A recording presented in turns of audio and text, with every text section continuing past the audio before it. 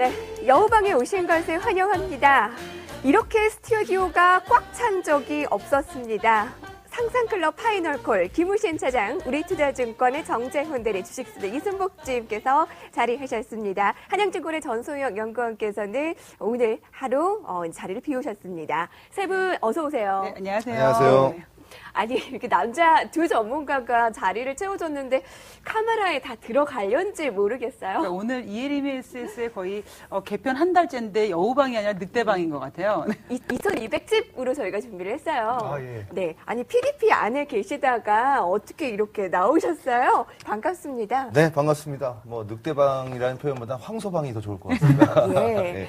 요새 기분 좋으시죠? 아, 예, 요즘 뭐 기분 뭐 나쁘지 않고 좋습니다. 포트폴리오 지금 너무 잘 꾸려 나가고 네, 계시잖아요. 네. 그 비법을 오늘 아마 나오셔서 얘기를 해주실 것 같고요. 네, 알겠습니다. 정재훈 대리님 속상하셨어요. 그렇게 경기 상승 얘기하고 주식 보유 얘기했는데 자꾸 언제 내리냐, 언제 파냐 이렇게 질문해서요.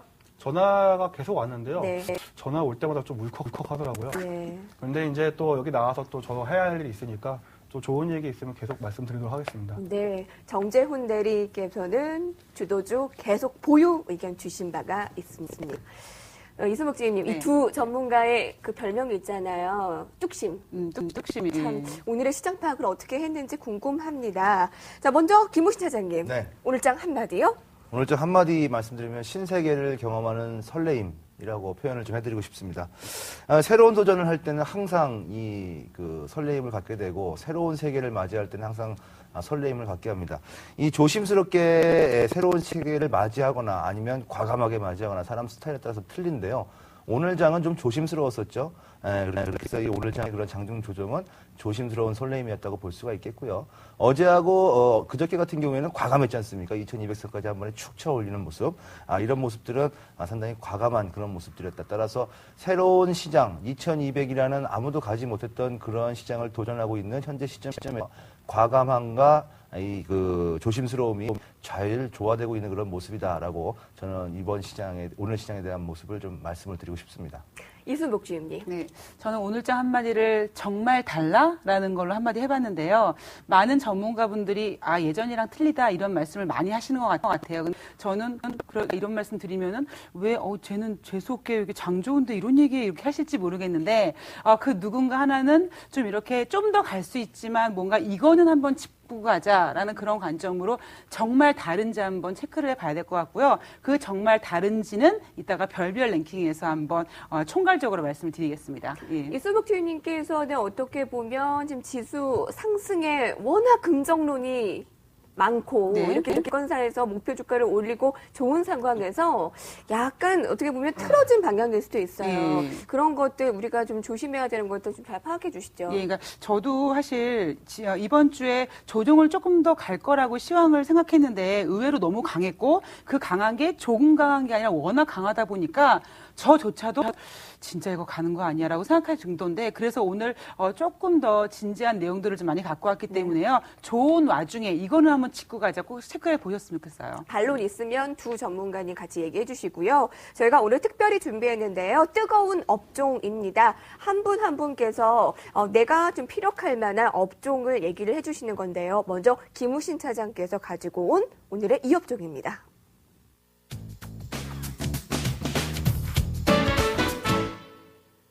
와우. 어제 자동차 얘기하시면서 딱 한 종목 집어주셨잖아요. 네.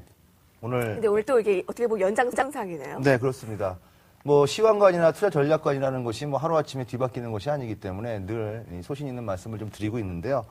이 자동차 업종 같은 경우에는 그 이익 모멘텀이, 즉 1분기에 대한 이익 기대감과 2분기에 대한 이익 모멘텀이 가장 높은 업종 중에 하나입니다. 그리고 성장 스토리가 멈추지 않고 진행되고 있는 그런 업종 중에 하나이기 때문에 시장이 좋다, 시장이 대세 상승 국면을 가고 있고 자동차 업황이 좋다라고 했을 경우에는 가장 큰 투자 물줄기는 역시 자동차 업종 주목을 해야 된다는 말씀을 드리고 싶고요. 상승 매력도를 별로 체크를 하라고 그러시더라고요. 그래서 4.5를 줬는데요. 4.5를 준 건 별 5개가 만점이라고 합니다. 세상에 완벽한 것은 없거든요. 퍼펙트한 것은. 그렇기 때문에 제가 4.5 정도, 4.9를 줄까 하다가 그러면 별 표시하기가 좀 차이가 안 날 것 같아서 4.5를 줬습니다.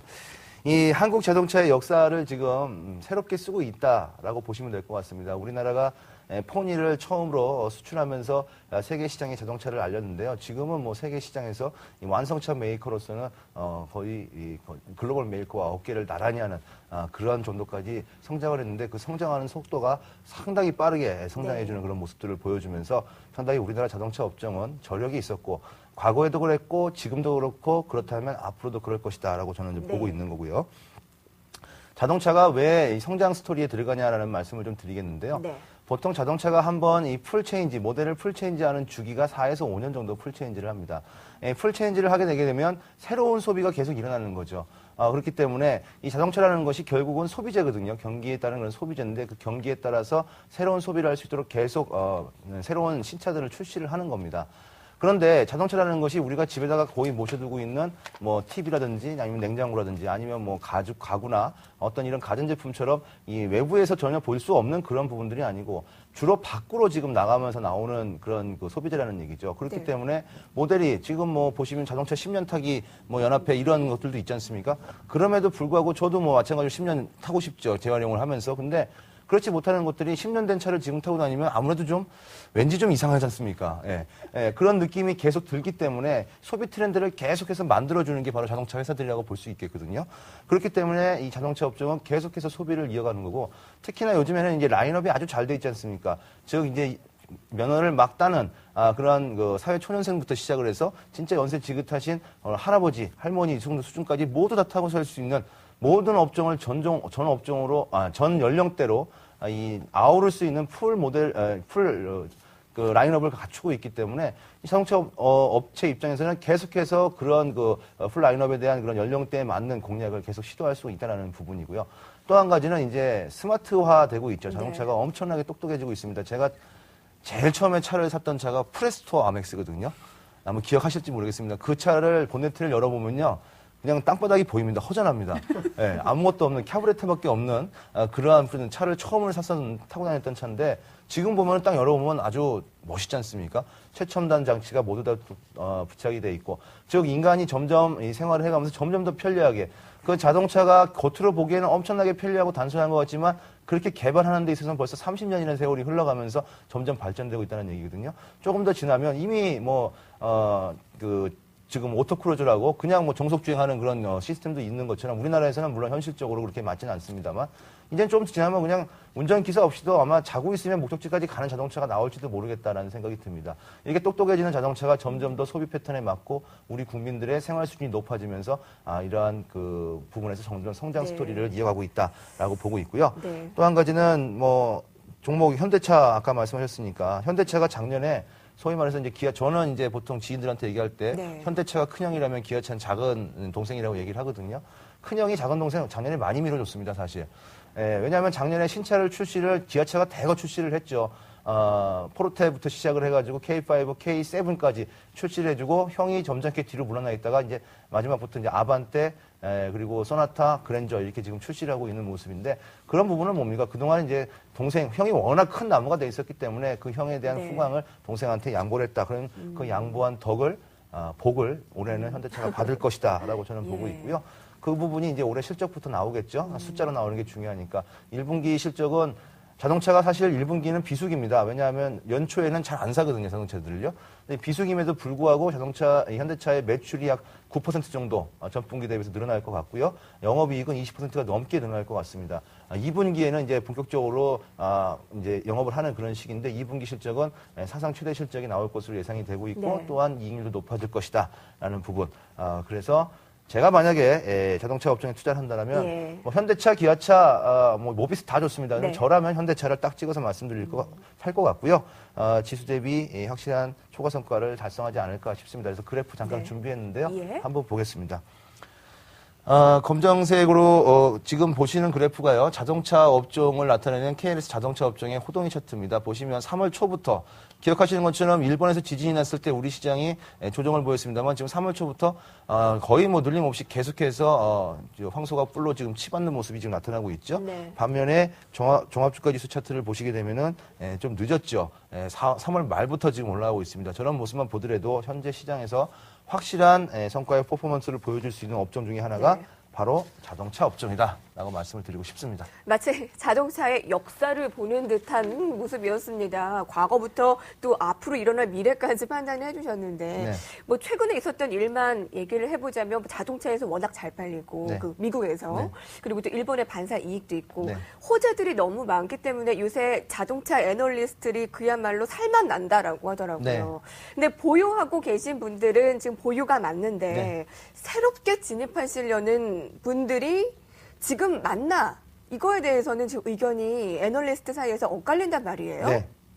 그래서 제가 현대차, 기아차, 모비스 다 좋다고 말씀을 드렸죠. 그중에서 저라면 딱 한 종목 찍어서 현대차라고 말씀을 드리지 않습니까? 앞서서 작년에 기아차라는 동생한테 양보의 미덕을 발휘했던 현대차는 아직도 상승 여력이 많이 남아있다라고 저는 보고 있습니다. 그렇기 때문에 많이 올랐던 기아차 10,000원에서부터 지금 뭐 거의 80,000원을 보고 있는데 부담스러우시다면 굳이 현대차만 기아차만 자동차 업종에 있는 것이 아니거든요. 그러니까 전체적인 포트폴리오 내에서 30% 정도 수준까지는 현대차 뭐 예를 들어서 한 20%, 기아차 5%, 모비스 5% 이런 식으로 해서 업종 내에 포트폴리오를 구축을 하신다면 뭐 상승장에서 소외받지 않고 지수보다 높은 수익률을 내실 수 있지 않을까라고 저는 생각을 합니다. 그래서 제가 이 말씀을 이 얘기를 하면은 김 후차장님이 맞다고 하실지 틀리다고 하실지 모르겠는데 그동안 사실 기아차가 올랐던 거는 유가가 좀 한턱을 했던 것 같아요. 유가가 워낙 상승하다 보니까 이 모닝이라는 자동차에 대한 그 판매가 이속되면서 기아차가만 이슈를 보였던 거고 지금 현대차 같은 경우에는 이제는 그냥 만드는 차보다는 전기차로 인한 변화가 있기 때문에 지금 가격에 지금 현대차의 완성차 플러스 이제 전기차 하이브리드카에 대한 이슈로 인해서 동생이 형한테 바통을 좀 넘겨준 것 같아요. 네. 정재훈 대리님, 예. 어떠세요? 주도주로서의 역할 지금 충분히 할 수 있을 거라고 보십니까? 역시- 화학 만만치 않게요? 자동차도 마찬가지로 제가 자동차하고 얘기를 굳이 안 드린 거는 다른 분들이 말씀을 잘 해주시기 때문에 네. 그런 건데요. 마치 승자효과 똑같습니다. 왜냐하면 GM 업체가 이제 미국의 GM이라는 기업이 이제 거의 사실상 부도가 났었잖아요. 그 업체가 빈자리를 이제 우리나라 현대기아차 타고 들어갔었고 도요타, 리코사타 일어나면서 그분도 이제 현대차, 기아차가 가져간 부분인데요. 저는 일단 두 가지에 대해서 좀 제 경험을 삼아서 말씀드리고 싶습니다. 첫 번째는 이제 제가 잠깐 2005년도에 미국에 잠깐 있었는데 딱 그때만 하더라도 현대자동차 하면 이미지가 제가 뭐 비하는 건 아니다만 멕시칸이나 흑인들이 타는 차였습니다. 고속도로에서 만나게 되면 저건 100% 백인이 아니고 약간 그 소비가 떨어지는 흑인이나 멕시칸이었습니다. 왜냐하면 제가 별명 흑인이었기 때문에 비하는 건 아닙니다. 근데 그렇게 탈 정도로 소비하는 계층들이 싼 가격이었기 때문에 현대차의 매력을 느껴서 한 것이지 현대차 자체의 브랜드 이미지는 상당히 낮았다는 거죠. 렉서스나 도요타급보다 훨씬 달랐었고 중고 시장에서도 현대차가 상당히 외면을 받았었습니다. 하지만 이번 금융위기가 지나고 생긴 거는 일본 차보다도 현대차가 더 높은 가격에 지금 팔리고 있다는 점입니다. 가격에 그 브랜드의 이미지가 투여되는 점을 생각을 해보시면 렉서스가 도요타보다 왜 비싸겠습니까? 그거는 다 이제 브랜드 이미지가 들어갔기 때문인데요. 현대차가 한 단계 지금 레벨업을 하고 있는 과정이라고 말씀을 드릴 수가 있겠고요. 기아차는 뭐 그 폭이 더 컸기 때문에 주가 상승폭이 컸던 것 같습니다. 그래서 해외 시장의 포지셔닝이 좋아진 부분도 앞으로 계속 반영이 될 거고 또 두 번째는요. 우리나라 저 나이 또래에 있는 사람들이 차를 살 때 예전만 하더라도 중소형 차를 사는 경우가 많았는데 소비가 조금 더 강해지다 보니까 한 단계 더 레벨업이 됐다는 겁니다. 옛날에 소나타만 하더라도 저희 중장년층이 모시는 차의 모델로 나왔었는데 최근에 이제 그 모델이 되게 복잡해졌지만 소나타가 한 단계 내려가고 그 자리를 그랜저가 차지를 했고요. 소나타가 가격은 올라갔지만 또 그 찾는 수요층이 30대로 낮아지면서 이렇게 다분화되는 구조를 통해서 수익이 올라가는 네. 구조는 앞으로도 플러스가 될 수 있다 이렇게 생각됩니다. 남자분들이라 그런가요? 자동차에 대해서 굉장히 할 얘기가 많으시네요. 많죠. 우리가 예. 축구하는 얘기하면 큰일 나겠어요. 아니 김부희 차장님께서는 모르겠어요. 큰 틀에서 봤을 때 2011년 포트폴리오 안에 20-30% 자동차 가지고 가면 코스피 상승률에 뒤지지 않을 것이다. 뒤지지 않는 정도가 아니라 예. 더 많은 수익률을 낼 수 있지 않을까라고 예. 보고 있습니다. 거의 확신을 하시는 것 같아요. 김우신 차장님의 뜨거운 업종 자동차였습니다. 두 번째는 이순복 주임께서 가지고 온 뜨거운 업종입니다.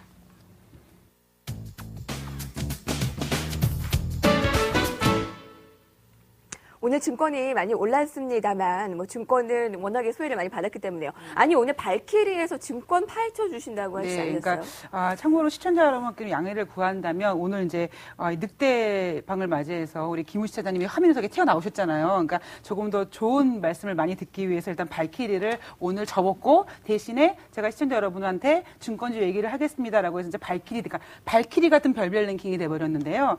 사실 저 제목이 약간 바뀌었네요. 원래 제목은 과욕이 부른 대참사 증권주입니다. 굉장히 무서운 제목을 갖고 왔는데요. 자, 왜 오늘 글쎄요. 딱 제가 이 얘기를 말씀을 드리려고 그랬는지 오늘 이렇게 엄청난 거래량이 터지고 있고 종합지수가 2200포인트를 찍고 있는데 오늘 오히려 대형 증권수가 못 가고 중소형 증권수가 움직였습니다. 왜 이렇게 증권주들이 차별화되고 아이러니한 현상이 벌어지는지 제가 오늘 그거를 말씀을 드리려고 그러는데요. 첫 번째, 제가 증권회사 다닐 때만 해도요. 증권회사가 38개 정도가 있었는데요. 제가 자료를 분석해 보는 결과 현재 국내 50개여 개의 증권사가 있다고 하네요. 물론 그 안에는 유가증권 매매라든가 위탁매매 등의 증권거래법에 규정되어 있는 고유 영업하는 증권사가 있고요. 그리고 기업 매수나 합병 중개하는 대통령법으로 정한 부수 업무를 하는 증권사 이렇게 다양하게 있는데요. 자, 왜 이렇게 거래량도 많고 중시도 좋은데 증권사가 못 가냐? 그러면 증권사에 혹시 도덕적인 문제가 있는 게 아닌가 한번 체크를 해봤는데요. 오히려 증권사들이 최근 3년간 일으킨 금융사고 규모가 600억 정도밖에 안 된다고 합니다. 오히려 은행 한 곳에서 한 번 터지면은 몇 천억의 규모가 터지는 사건에 비해서 굉장히 미비하고요. 내용을 봤더니 횡령과 유형 같은 경우에 40% 정도밖에 안 되고 나머지는 금전적 사고, 실명제 위반, 그리고 임의매매 등으로 인해서 이 사고가 터지는 부분인데요. 특히 최근에 이 금감원의 내부 통제 시스템이 강화되다 보니까 직원이 고객 돈을 횡령하다든가 어떤 문제가 있는 부분이 좀 줄어든다고 합니다. 그러면 도덕적으로도 은행주에 밀릴 건 아닌 것 같은데 오히려 지금 증권사에서 직접적인 피해보다는 증권사에서 제공하고 있는 기업 보고서나 투자 정보, 잘못된 투자 정보로 인해서 거기에 투자를 믿고 투자하는 투자자들한테 오히려 많이 피해가 간다고 하는데요. 네. 자, 그런데 여기서 하나씩 짚어보겠습니다. 우선 시청자 여러분, 현대증권에서 한 2000년도부터 바람을 몰고 온 게 있죠? 대리님 뭘 것 같아요? 펀드 말씀하시는 예, 거죠? 바이코리아죠. 예, 바이코리아 특히 뮤추얼 펀드라고 하는 바이코리아가 2003년 쪽박이 났습니다. 이유는 바로 차이나 쇼크, 중국의 경기 긴축으로 인해서 그러한 악재를 이기지 못했고요. 두 번째는 2008년도 미래에셋의 정시펀드는 열심히 승승장구를 하다가 리먼 사태, 그러니까 서브프라임 사태로 인해서 역시 망했죠. 그리고 지금은 2011년 삼성증권이 랩을 판매하면서 또 다른 이슈를 보이고 있습니다. 그런데요, 실질적으로 거래 대금은 증가하지만 브로커 매매, 그러니까 인센티브는요, 제가 정 대리님이 인센티브를 얼마를 받으시는지는 모르겠지만, 저 때는요, 어마어마하게 받았거든요, 진짜. 그런데 지금 이렇게 증권사 브로커들을 만나보면 예전만큼 받지 못한다고 하더라고요. 그만큼 거래 대금은 늘어났지만, 실질적으로 수익이 크게 늘어나지 않는다는 점을 좀 봐야 될 것 같고요. 오늘 SK증권이 M&A 이슈로 인해서 상승을 했고요. 유진투자증권, HMC증권, SK증권, 네. 골드브리지증권 이렇게 중소형 증권사가 거래 대금이 늘어서 증권사의 수익을 기대해서 올라간 게 아니라 M&A에 대한 이슈가 불거져 있고요. 특히 또 다른 뜨거운 M&A 시장, 대우증권이 또 M&A에서 술렁거리고 있기 때문에 한번 지켜보셔야 될 것 같은데요. 자, 2008년도에 그 리먼 사태 이후에요. 그 월스트리트의 투자 전략가들이 연봉이 수억에서 수십억 어마어마한 연봉을 받아갔는데 그들은 해지할 수 있는 프로그램도 있고 상품도 있었는데 왜 서브프라임 사태가 터졌을까? 그 연봉을 많이 받고 능력 있는 전문가들이 왜 그랬느냐? 결국은 과욕이 부른 대참사인데요.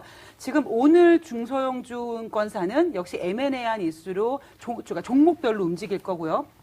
대형 증권사는 이렇게 월스트리트에서 몇십억의 연봉을 받는 그들조차도 과욕이 부른 참사에 당하지 않는 것만큼 대형 증권사는 다시 한번 바이코리아, 뭐 미래에셋 펀드 이런 거 말고 네. 특히 좀 제대로 된 과욕을 부르지 않는 대참사를 부르지 않는 고객 관리가 좀 네. 절대적으로 필요할 것 같습니다. 투자 매력도 별이 나왔는데요. 별 반개입니다. 1점도 안 돼요. 네, 별 반개입니다. 반개인데 예. 그만큼 좀 매력도에 대해서는 굉장히 낮은 점수를 예, 주시는 일단 거죠. 중소형 증권사의 단기 M&A 이슈는 단기적인 이슈고요. 역시 너무 우리나라 증권사 많습니다. 일단 많은 게 문제고요. 중소형 증권사건, 대형 증권사건 좀 이렇게 M&A가 네. 돼서 좀 이렇게 큰 금융사가 자산 관리 규모로 가야지만 실질적으로 증권사가 수익을 받을 수 있고 아직까지는 증권주는 네. 단기적인 상승이 좀 끝일 것 같습니다. 증권주 중에서 김우신 차장님께서 삼성증권 얘기해 주신 바 있지 않나요?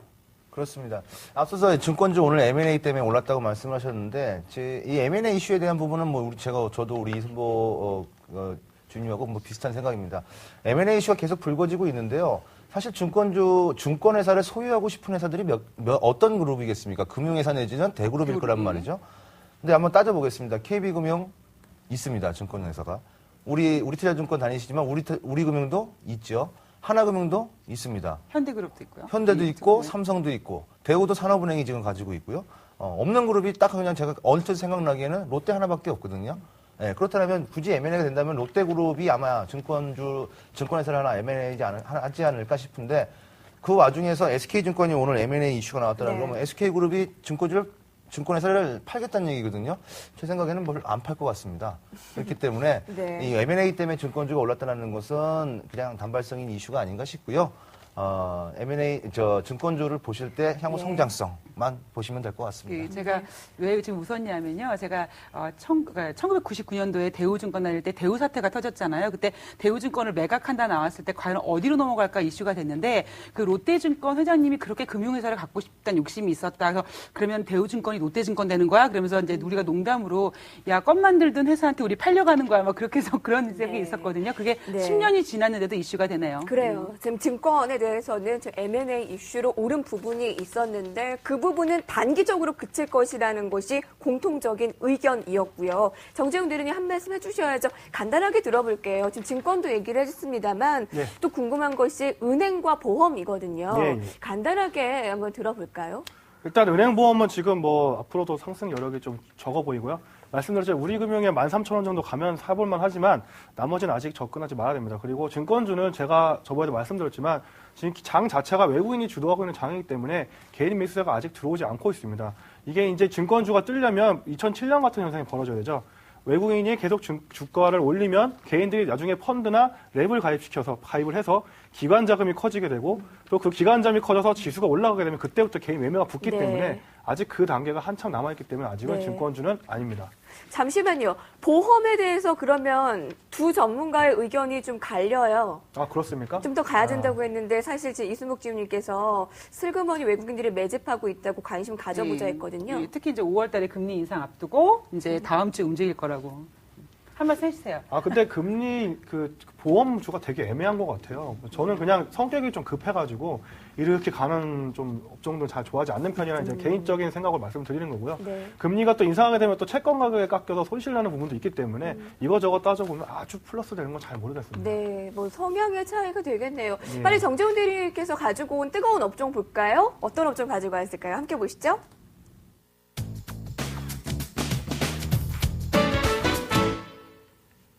저는 화학을 가지고 올 줄 알았어요. 왜냐하면 지금 몇 주째 계속 밀고 계시는데 그게 정말 폭발적인 관심을 받고 있거든요. 근데 의외로 조선을 가지고 오면서 걱정 마, 화학처럼 될 거야 라는 얘기를 가져오셨어요. 굉장히 궁금하네요. 약간 이게 물러설 줄도 알아야 되는데 제가 너무 그 얘기만 하다 보니까 한쪽으로 좀 쏠리는 경향이 있는 것 같아서 그 전에 이제 화학주는 계속 좋게 보시고요. 또 한 가지 좀 말씀을 드리면 이제 조선주인데 조선주에 대해서는 저는 현대중공업만 말을 하고 싶습니다. 그때 이제 김우희 차장님도 말씀을 하셨는데요. 현대중공업은 더 이상 이제 조선주가 아니고 LG화학 같은 업종이 될 수 있는 종목이다 이렇게 좀 말씀을 드리고 싶습니다. 일단 그 풍력 시장에 대한 성장도 여러분 좀 보셔야 되는데 지금 아까 잠깐 말씀드렸지만 미국은 지금 에너지를 자원을 차지하고자 하는 욕구가 상당히 많습니다. 아까 말씀드린 신사업을 통해서 실업률을 낮춰야 되고요. 지금 중국이 계속해서 대항마로 떠올리고 있는데 중국을 지금 견제하기 위해서 탄소 배출권이라는 걸 만들었어요. 중국은 지금 막 개발을 해서 탄소를 배출해야 되는 그러니까 석유 제품을 화학 제품, 그러니까 석유 정유를 해야 되는데 그거를 막아서 중국을 누르겠다는 의도를 계속 갖고 있습니다. 중국은 이 의도를 알기 때문에 이걸 피해가기 위해서 지금 태양광이라든지 풍력에 엄청난 투자를 하고 있습니다. 얼마 전에 IAEA에서 중국한테 경고를 했죠. 더 이상 대체에너지에 투자, 보조금 주는 거 너무 많이 하지 말아라. 그런 말이 나올 정도로 중국에서 이 투자를 하고 있는데, 그 풍력이 지금 중국 시장에 70% 이상씩 올라가고 있습니다. 근데 여러분들 뭐 조선주가 왜 풍력 얘기가 왜 나오냐? 여러분들 쉽게 말씀드릴게요. 배 밑에 그 스크류가 돌아가서 배가 앞으로 나가잖아요. 스크류가 엔진이 스크류를 돌려서 배가 앞으로 가는데 그걸 거꾸로 하면 됩니다. 스크류가 바람을 통해서 돌아가서 엔진을 돌리면 열이 나오는 것처럼 그 역의 원리이기 때문에 조선주가 훨씬 더 유리한 기술을 가지고 있다 이렇게 말씀드릴 수 있겠습니다. 제가 현대중공업 수주 현황을 조금 가져와 봤는데 차지하는 비중이 예전에는 그 조선 쪽에서 지금 이제 해가 지나가면 지나갈수록 지금 이제 그린 에너지 약간 색깔이 좀 애매하게 나오는데요. 회색 쪽이 있습니다. 예, 계속해서 비중이 조금씩 늘어나고 있는 부분입니다. 아직까지는 15%도 되지 않는 비중이지만 아까 말씀드린 최근에 그리고 이제 중국 시장의 현대가 이제 되게 이름이 복잡해요. 위에 현대 풍력 기술 유한공사라는 이제 법인을 만들면서 중국 시장에 직접 투자를 하고 있는 모습도 보이고 있습니다. 네. 따라서 이제 제가 예전에 뭐 에너지 업종 중에 이제 조선주가 들어가기 때문에 네. 조선주도 주도주다고 말씀을 드렸지만 네. 최근 들어서 이제 많이 문의가 다른 업종도 다 가는데 조선주가 쉬는데 철강 가격 올라서 철판 가격에서 쉬고 있다. 근데 어떻게 하느냐는 질문 많이 받거든요. 제가 봤을 때는 50만 원이 깨지지 않는 선에서는 계속 사 모으면 오히려 정유주가 오늘 조금 쉬고 있지 않습니까? 올라가다가 그럴 때 다시 한번 치고 올라갈 수 있는 여력이 많이 남아있기 때문에 그리고 또한 이 종목은 또 일개 아주 큰 자문사 하나가 또 모 자문사가 많이 사놓은 종목 중에 하나입니다. 네. 이런 것을 이제 장기적으로 보셨을 때는 중공업주도 네. 대체에너지 종목을 좀 생활하시면서 길게 네. 보시는 게 좋다. 일개 모 자문사가 팔면 어떻게 해요? 아직까지는 갑자기 지금 이제 SK 이노베이션이나 정유화학주를 지금 많이 가지고 있잖아요. 그런 것처럼 장기간 지금 들어온 거거든요. 다른 자문사 같은 경우는 에너지 업종을 1년 전부터 사놨었어요. 그런 관점의 장기적인 포지션이기 때문에 아직 시장이 윗방향에 있기 때문에 아직 매도가 나오기는 쉽지 않을 것 같습니다. 화학에 뚝심 있는 전략 예. 성공적인 것 정말 감사드리고요. 예. 이제 뒤를 이어서 화학만 밀 수 없잖아요. 그렇죠. 지금 이제 이어서 조선을 얘기를 해주시는데 그중에서도 현대중공업. 이게 SS 전문가들이 의견이 다른 것도 있지만 어떻게 보면 공통된 부분에 귀가 쏠리거든요. 기부 시장님께서 또 현대중공업, 조선주가 아니라 현대중공업이라고 어제 바로 말씀해 주셨기 때문에 어떻게 보면 지금 형제가 통했네요. 보시다시피 저희 둘은 중우장대하지 않습니까? 그렇기 때문에 큰 게 좋습니다, 일단. 네, 그리고 현대중공업 하게 되면 우리 시청자 여러분들 다 김우신 차장이 뭔 얘기 하실지 다 아실 것 같습니다. 로버트 태권브이. 네. 그리고 앞서서 우리 모 자문사가 많이 사놨다 말씀하셨을 때 물어보셨잖아요. 이거 말씀드릴게요. 100년이 넘은 이론이죠. 다우 이론인데요. 찰스 다우가 칼럼을 썼을 때 기본적인 주가 흐름, 그 기본적인 주가 흐름은 대세 상승 내지는 대세 하락이거든요. 그 기본적인 주가 흐름은 어떠한 주가 조작 세력도 그 흐름을 거스를 수 없다라고 얘기했고 그 이론이 100년 동안 이어져 왔거든요. 현대중공업 그렇게 보시면 될 것 같습니다. 그러니까 워렌 버핏이 그런 얘기 있잖아요. 10년을 갖고 있지 못할 종목이면은 10분도 갖고 있지 말라고 하는 것처럼 이런 이 현대중공업 같은 경우는 좀 중장기적으로 넓게 큰 그림으로 매매를 하셔야 될 것 같아요. 정재훈 대리께서는 50만 원이 이탈되지 않는 한 조금씩 매수하면 중장기적으로 수익 날 것이다라고 의견 줬습니다. 자, 지금까지 이렇게 해서 세 분의 전문가의 의견을 들어봤습니다. 별별 랭킹 업종이었습니다.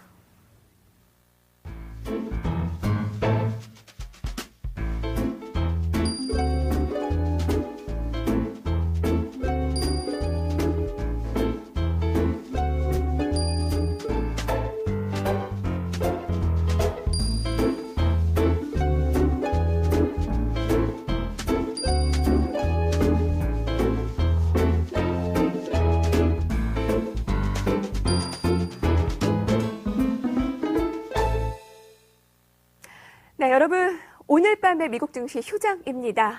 이제 다음 주 전략 세워볼 텐데요. 먼저 전망을 김우신 차장님께서 해주실 거예요. 네, 늘 지수가 어떻게 될지 궁금해 하시죠? 우리 시청자 여러분들. 저도 지수가 어떻게 될지 상당히 궁금합니다. 예측하는 부분. 늘 예측을 합니다만 그게 맞을 수도 있고 틀릴 수도 있습니다. 그렇지만 최선을 다해서 막기 위해서 이제 예측을 하는데요. 지수 밴드를 좀 보면은 2250포인트의 상단 정도 하고요. 2138포인트 정도의 하단 밴드가 다음 주에 그런 그 지수 전망의 밴드가 아닌가 싶습니다. 단기 지지선은 제가 우리 이혜림의 SSG 시즌2 이 코너를 통해서 다른 어떤 방송에서보다도 가장 먼저 말씀을 드렸는데 2125포인트 단기 지지선 이탈하지 않는 이상은요, 눌림목 심하다, 주요 주도 업종군의 업종과 종목군의 비중을 늘리시는 그런 전략이 좋을 것 같고요. 그 주요 업종은 자동차, 네. 그다음에 반도체, 화학 이렇게 하면 아주 종목이 아주 쉽죠. 자동차, 반도체, 화학하면 아마 종목이 아주 쉽지 않으실까 싶습니다. 그리고 다음 주에 이제 우리나라 증시에서도 최고의 이 어닝 시즌이 이제 드디어 개막을 합니다. 다음 주 목요일, 금요일 날이 이제 최고의 이제 하이라이트인데요. 먼저 화수는 26일 날 LG생활건강 SKC가 실적 발표를 앞두고 있고요. 27일 수요일 날은 LG전자가 하루 앞서서 먼저 발표를 합니다. 뭔가 의미가 있겠죠. 하루 앞서서 바로 발표하는 부분들. 그다음 28일 날은요.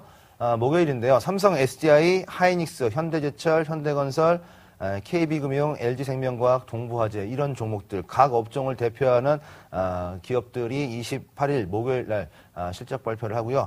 대망의 29일 금요일 날은요. 삼성전자, 현대차, 기아차, SK이노베이션 그리고 이제 끼어서 삼성카드하고 SK브로드밴드가 실적 발표를 합니다.